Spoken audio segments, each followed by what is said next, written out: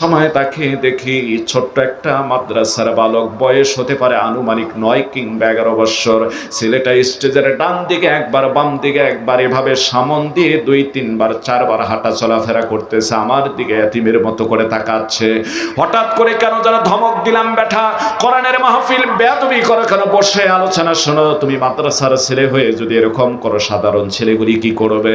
ছেলেটা বসছে, মেয়ের সব বক্তব্য দিতেই আছেন। এমন সময়ের ভিতরে দেখলাম কিছুক্ষণের ভিতরে এই ছেলেটা দু চোখের পানি বয়ে বয়ে সাদা পাঞ্জাবে ভিজে গিয়েছে, এই পরিমাণ কান্না শুরু করে দিয়েছে। নিজেরে খুব খারাপ লাগলে আঙ্গুল উঠায় ওরে কাছাকাছি ডাকতেছিলাম, স্টেজে হাত উঠে এভাবে ডাকতেছি। পেছনে কমিটির লোক মনে করছে আমি বুঝি ওরে কোনো ধমক দেব। আমারে বলছে, হুজুর ছেলেটারে কিছু বলিয়েন না, ওই ছেলেটা আমাদের মাদ্রাসার একটা হাফেজে কোরআন ছেলে, আজকাল 7 জন পাগড়ি পাবে, ওই ছেলেটাই কম বয়সের হুজুর। ছেলেটার জীবনে বড় ঝড় বয়ে গিয়েছে হুজুর। ছেলেটার মা আজ থেকে 3 দিন আগে দুনিয়া থেকে চিরদিনের জন্য বিদায় হয়ে গিয়েছে। মাকে হারানোর পর ছেলেটার নাওয়া খাওয়া ঘুম কিচ্ছু নাই, পাগল হয়ে গিয়েছে। আমার ভাইটা নিজেকে অপরাধী বলে মনে হলো, কারণ ছাত্র জীবনে আমিও মা হারিয়েছি, ওই কথাটা মনে পড়ে গেল। কমিটির লোককে বললাম, ওরে একটু স্টেজের ভিতরে তুলে নিয়ে আসেন। স্টেজে উঠানো হলো, ওর মাথাটা ধরে বুকের সঙ্গে ঠেকায় দিয়ে বললাম, বাজান আল্লাহর রাস্তে আমারে মাফ করে দাও। বাজান রে, আমি তো জানি না যে তোমার মা মারা গিয়েছে, কিন্তু বাজান কেন যেন তুমি সামনে ভাবে হাঁটতেছিলে, ছেলেটা আমার দিকে তাকায় চোখের পানি ছেড়ে দিয়ে কান্দে আর বলে, হুজুর বেয়াদবি করলাম, আপনি ক্ষমা চাবেন কেন, বরং আপনি আমারে ক্ষমা করে দেন। তবে আমি যে আপনার দিকে তাকাইছি এর কারণটা হলো, আগে যদি আসতেন রুমের ভিতরে দেখা করে মনের দুঃখের কথাগুলি খুলে বলতাম। হুজুর বিগত 1 বছর থেকে আমার জননী মা আমারে বলতেছিলেন, বেঠারে এই বছর কোরআনের হাফেজ হবা, আমি মহিলা তোমার মাদ্রাসায় গিয়ে মহিলা প্যান্ডেলে অপেক্ষা করব, বসে থাকবো। যখন তোমার নামটা ঘোষণা করে তোমার মাথায় পাগড়ি পরানো হবে, হাফেজদের সনদে হলো পাগড়ি প্রদান করা, আজকেও পাগড়ি পরানো হবে, তখন দুনিয়ার জমিনের ভিতরে যত মানুষ থাকবে আমি তোমার মা হব সবচেয়ে বেশি খুশি। কান্দে আর বলে, হুজুর ওই জননী মা আজ আমার হাফেজ হওয়া দেখে যেতে পারলো না। হুজুর ওই মায়ের জন্য দোয়া চাওয়ার জন্য মনটা বড় ছটফট করতেছিল। আমি ছোট মানুষের স্টেজে উঠতে পারি না, এই জন্য সামন দিয়ে হাঁটতেছিলাম। আমার ভাইরা এই জায়গায় অনেকে রয়েছেন, কার মা নাই বাবা নাই, আমি গোরাগার একটু দেখতে চাই, মেহেরবানি করে হাতটা উঠান তো, মা হারা বাবা হারা মানুষগুলিকে আমি দেখতে চাই। তাকায় দেখেছেন কত মানুষের হাত উঠেছে, এদের মা নাই বাবা নেই। আমার ভাইরা মুরব্বী চোখের মধ্যে হাত লাগায় দিয়ে কান্না করতেছে, হাত এখনো উঠায় রাখেন। ওই মার বাবার জন্য কি একটু চোখের পানি বের হয় না? মা বাবার জন্য কি একটু চোখের পানি ছেড়ে দিয়ে কাঁদতে পারবেন না? আমার ভাইরা ছেলেটার কথা শুনে হাত নামান, মনটা বড় খারাপ হয়ে গেল। বললাম, মা কারো চিরজীবন থাকে না বাজান রে, মনটা শান্ত করো, তোমার বাবা তো আসছে, তোমার বাবা যদি তোমার পাগড়ি নেওয়া দেখে দোয়া করে দিলে আরো আজিমে দোয়া পৌঁছে যাবে। বাবার কথা বলার সাথে সাথে ছেলেটা হাউমাউ করে কাঁদলো আর বলল, হুজুর আমার মতো অসহায় এই দুনিয়ার জমিনে কেউ নাই। 2 বছর আগে আমার বাবাও দুনিয়ার থেকে বিদায় হয়ে গিয়েছে, আমার বাবাও নাই। মুসলমান ভাইরা, আমার ছেলেটার এই অবস্থা দেখে যেন আমি খুব কষ্টে পড়ে গেলাম, কারণ আমিও ছাত্র জীবনে মা বাবাকে হারিয়েছি, নিজে ভারসাম্য হারিয়ে ফেলার মতো হয়ে গেলাম। ওরে মাথায় সান্ত্বনা দিচ্ছি, কোনো কর্মে চুপ হচ্ছে না। আমারে বলল, হুজুর মাদ্রাসার রুমের ভিতরে থেকে একটু যাব আসবো। ছেলেটা মাদ্রাসার রুমের ভিতরে চলে গেল, ফিরে আসলো। আসার পর দেখি ওর হাতের মধ্যে 2 টাকা 5 টাকা 10 টাকা 20 টাকার এই ছোট ছোট নোটগুলো সুতা দিয়েই ছেলেটা 2টা বান্ডিল করে টেবিলের উপরে টাকাটা রেখে দিয়ে চোখের পানি ছেলেটা কান্দে আর বলে, হুজুর জননী মা 3 দিন আগে চলে গিয়েছে, মা আজকে নাই, কিন্তু এই টাকাগুলি আমার মায়ের মাথার ঘাম পায়ে ফেলা অর্জন করা টাকা হুজুর। আমার মা গরিব মানুষ, অন্যের বাড়িতে কাজ করে স্বপ্ন দেখেছে আমি হাফেজ হব, আলেম হব, আমার জন্য পকেট খরচের টাকা পাঠায় দিত। বন্ধুরা পুরা বছরের শুরু থেকে বলতেছিল আমরা হুজুরদেরকে ড্রেস আপ, পাগড়ি, পাঞ্জাবি, টুপি দেবো, মাদ্রাসায় ঘড়ি কিনে দেবো, কমিটির লোককে মিষ্টি কিনে খাওয়াবো। আমার মা তো গরিব মানুষ, ওই সময় এত টাকা কই পাবে? আমার যে পকেট খরচের টাকা পাঠায় দিত হুজুর, ওই টাকাগুলির থেকে আমি রেখে দিয়ে 1000 টাকা সংগ্রহ করেছি, কষ্ট করে চলেছি হুজুর। আজ জননী মা নাই, আমার বন্ধুরা যা বলেছিল সব করেছে, আমার টাকা এতিম মনে করে নেয় নাই। কি করবে? 1000 টাকাই তো আমার জীবনের সম্বল হুজুর। আমি মদিনাওয়ালার হাদিস আপনাদের মতো আলেমের জবান থেকে শুনেছি, আওয়ালাদিন সালিহিন ইয়াদউলা, নেককার সন্তান যদি দুনিয়ায় নেক কাজ করে, নেক কাজের বিনিময়ে আল্লাহ বাবা মায়ের কবরের মধ্যে সব পৌঁছে দেয়। হুজুর যখন মাদ্রাসার কালেকশন করবেন, আমার মায়ের নামে 500, বাবার নামে 500 টাকা সর্বপ্রথম আমার পক্ষ থেকে আপনি দান করে দিবেন। জোরে বলা যাবে কি সুবহানাল্লাহ? ওই ছেলেটা আমার চোখ ওই দিন খুলে দিয়েছিল, যার কারণে যতটা মাহফিলে প্রত্যেক দিন কালেকশন করি, কসম আল্লাহর করে বলছি, আল্লাহি বিল্লাহি তাল্লাহি, একেবারে 200 টাকা হলেও আমি নিজেও শরিক হয়ে যাই।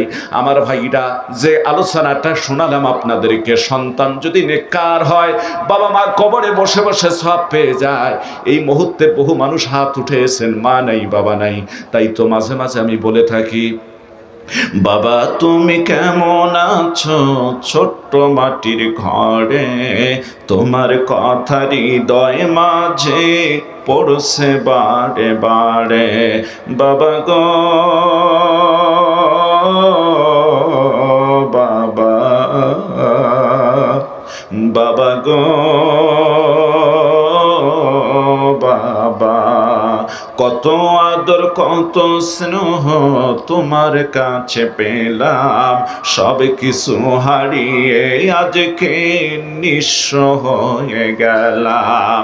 ভালোবাসি তোমায় বাবা, বুকটা যে যায় ছিঁড়ে, তোমার কথা হৃদয় মাঝে পড়ছে বারে বারে। বাবা আমাকে ভালোবাসেন, কবরবাসী হয়ে গেছে বাবা মা, সন্তান হিসাবে আজকে নেক কাজ করে দাও। আল্লাহর কসম করে বলি, তোমার নেক কাজ করা দেরি, আল্লাহ রব্বুল আলামিন বাবা মায়ের কবরের মধ্যে সব পৌঁছাতে দেরি করবে না। জোরে বলুন সুবহানাল্লাহ। এই মুহূর্তে 4 জন মানুষ আমি দেখতে চাই, এই 5 লক্ষিত দারুল উলুম কওমি মাদ্রাসার উন্নয়ন প্রকল্পে আমার ভাইরা, একজন মানুষ যদি সর্বপ্রথম আমার কথায় একমত হয়ে বলেন, হুজুর আমি রাজি রয়েছি, আমি দিয়ে দেব। আমার ভাইরা, আমি দোয়া করে দিই, আল্লাহ তারে ডবল সব দিবেন। একটা হলো দান করার সব, আর একটা হলো প্রথম হওয়ার সব। আল্লাহ যেন সিদ্দিক আকবর রাদিয়াল্লাহু তাআলা আনহুর সঙ্গে জান্নাতের ফয়সালা করে দেন। একটা মানুষের কাছ থেকে 10,000 টাকা নগদ অথবা বাকিতে চাই, আল্লাহর কোন বান্দা আছেন? একজন মানুষ আমি দেখতে চাই। একজন মানুষ, একজন বাবাজি, একজন চাকরিজীবী, একজন কোন ব্যক্তি বলেন তো, হুজুর আমার মা নাই বাবা নাই, তার রুহের মাগফিরাতের জন্য 10,000 টাকা অত্র মাদ্রাসার মধ্যে আমি দান করে দেব। লিল্লাহ বন্ডিংয়ে অত্র মাদ্রাসার কাজের জন্য একজন মানুষ যদি কেউ বলতে পারেন, হুজুর আমি 10,000 টাকা দান করব, আল্লাহ আমি দোয়া করে দিচ্ছি, তুমি হযরত আবু বকর রাদিয়াল্লাহু তাআলা আনহুর সঙ্গে তার জান্নাতের ফয়সালা করে দিও। জোরে বলেন আমিন। দুনিয়ার 4-এর একটা বরকত ছিল আমার ভাইরা, আসমানি কিতাব 4টা শ্রেষ্ঠ, তাওরাত, জবুল, ইনজিল, কোরআন। ফেরেশতাদের মধ্যে 4 জন শ্রেষ্ঠ, খলিফাদের মধ্যে 4 জন শ্রেষ্ঠ, ইমামদের মধ্যে 4 জন শ্রেষ্ঠ। নারায়ে তাকবীর, লিল্লাহি তাকবীর। আমার শ্রদ্ধেয় বড় ভাইজান, আমি ছাত্র জীবন থেকে অনেক অনুপ্রেরণা ছিলাম তার ওয়াজ থেকে। শুধু আমি না, বাংলাদেশের হাজার লক্ষ বক্তা তাকে অনুসরণ করেছেন। আলহামদুলিল্লাহ বলেন আমার ভাইরা, যিনি এখনো মাহফিলের মঞ্চগুলির ভিতরে কোনোদিন কমিটির সঙ্গে কোনো প্রতারণা করেন নাই, আজও পর্যন্ত যার কোনো ইতিহাস নাই, তারিক মনোয়ার মাহফিল নিয়ে মাহফিল মিস করেছে, এরকম ইতিহাস আল্লামা তারিক মনোয়ারের নাই। কথা কয় না কেন? এবং 45 মিনিট 20 মিনিট আলোচনা করে 5 মিনিট, উনি এমন কোনো ইতিহাসও নাই যে উনি সামান্য বয়ান 26 মিনিট 25 মিনিট 45 মিনিট বয়ান করে চলে গেছেন, এই ইতিহাসও নাই। উনি বয়ানও লম্বা করেন, আলহামদুলিল্লাহ বলেন, কারণ কি হক আদায় করেন। কিন্তু বর্তমান অনেকে ভাইরাল বক্তা যারা হয়েছে, আমার ভাইরা 2টা 3টা 4টা মাহফিল রেখে এখানে 50,000, ওখানে 70, ওখানে 1 লাখ, ওখানে 1.5 লাখ নিয়ে শুধু মাত্র হাজিরা দিয়ে চলে যেতে চায়। আর এরভাবে কারো গাড়ি ভাঙ্গে, কেউ অপমানিত হয়, কেউ লাঞ্ছিত হয়। আল্লাহ হেফাজত করুক, আমিন বলেন। তো খুব তাড়াতাড়ি শেষ করব। 10,000 টাকা পেলাম না, 5,000 টাকা করে আমি 10 জন মানুষকে দেখতেছি। আশারে মুবাশশারা 10টা জান্নাতি সাহাবীর সাথে যেন আল্লাহ পাক 10 জন ভাইকে জান্নাতের ফয়সালা করে দেন। একটা সিটি কর্পোরেশনের জায়গা, আমার ভাইরা, এই জায়গায় একজন মানুষ বলেন তো হুজুর অত্র মাদ্রাসার জন্য 5,000 টাকা দান করব। আলহামদুলিল্লাহ, নারায়ে তাকবীর। জনাব মোহাম্মদ মনসুর আহমেদ ভাই 5,000 টাকা আল্লাহ দানকে তুমি কবুল করে নাও। অত্র মসজিদের ক্যাশিয়ার সাহেব আল্লাহ হায়াতে বরকত দান করে দাও, আমিন বলেন। মেহমানকে বসে রেখে আমার সেই দৃষ্টতা নাই, দীর্ঘ সময় কথা বলবো, কিন্তু মাদ্রাসার একটু কল্যাণের জন্য মাত্র 5-10 মিনিট আমার ভাইরা দ্বিতীয় একজন মানুষ দেখতে চায়। আল্লাহ প্রথম বান্দাকে আবু বকর সাথে তুমি জান্নাতের ফয়সালা করে দিও, দ্বিতীয় একজন ব্যক্তিকে আল্লাহ তুমি ওমর ইবনুল খাত্তাবের সাথে জান্নাতের ফয়সালা করে দিও। 5,000 টাকা নাই? আব্দুল মান্নান সাহেব অত্র মাদ্রাসার ক্যাশিয়ার সাহেব 5,000 টাকা, লিল্লাহে তাকবীর। আল্লাহ তুমি লক্ষ কোটি গুণে সব বাড়াই দিও, আপনজনের কবরগুলি জান্নাতের বাগান বানায় দাও। আরেকজন মানুষ ও আল্লাহ পাক ওসমান গনির সাথে যেন জান্নাতের ফয়সালা করে দেন। অত্র এলাকার হিতাকাঙ্ক্ষী কোন যুবক, কোন চাকরিজীবী মা নাই, বাবা নাই, মায়ের বাবার রুহের মাগফিরাতের জন্য 5,000 টাকা দান করবেন।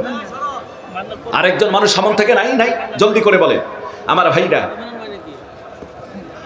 বলেন এই কমিটির লোকরা 2-4 জন বলেন, এলাকাবাসীদের ভিতরে বলেন। এত বড় একটা মাদ্রাসা, এত বড় মসজিদ আপনারা করেছেন, 5,000 টাকা একজন মানুষ সামন থেকে নাই?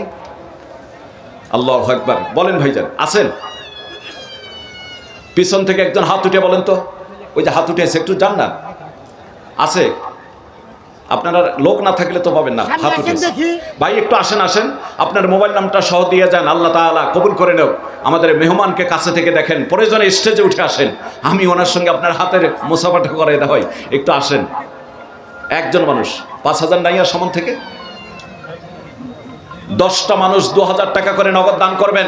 আশারে মুবাশশারা আল্লাহ পাক 10 জন জান্নাতি সাহাবীর সাথেও যেন জান্নাতের ফয়সালা করে দেন। আল্লাহর কোন বান্দা দান করতে পারবেন? মেহেরবানি করে প্রথম ব্যক্তিটা 2,000 টাকা। ভাইজান আমার মারহাবা, মোহাম্মদ নুরুল ইসলাম ভাইজান আমার 2,000 টাকা আল্লাহ দানকে তুমি কবুল করে নাও। আল্লাহ জানমালে বরকত দাও। আল্লাহর বান্দা আর কে আছেন? মেহমানকে বসায় রেখে তো দেরি করা যাবে না। ভাই একটু জলদি করে বলেন, মা নাই, বাবা নাই, তার রুহের মাগফিরাতের জন্য আপনি একজন নেককার সন্তান হবেন, এই লক্ষ্যে আপনি 2,000 টাকা দান করবেন। একটু মেহেরবানি করে বলেন। আর কে আছেন? ভাইজান চাকরিজীবী, চাকরি করেন, মেহেরবানি করে মা আর বাবার রুহের মাগফিরাতে আপনি তাদের জন্য বৎসায় দিবেন 2,000 টাকা। সামন থেকে নাই কেউ? এদিক থেকে কোনো ভাইজান নাই? মিজানুর রহমান, জনাব 5,000 টাকা দিবেন। কি নাম? মিজানুর রহমান। জনাব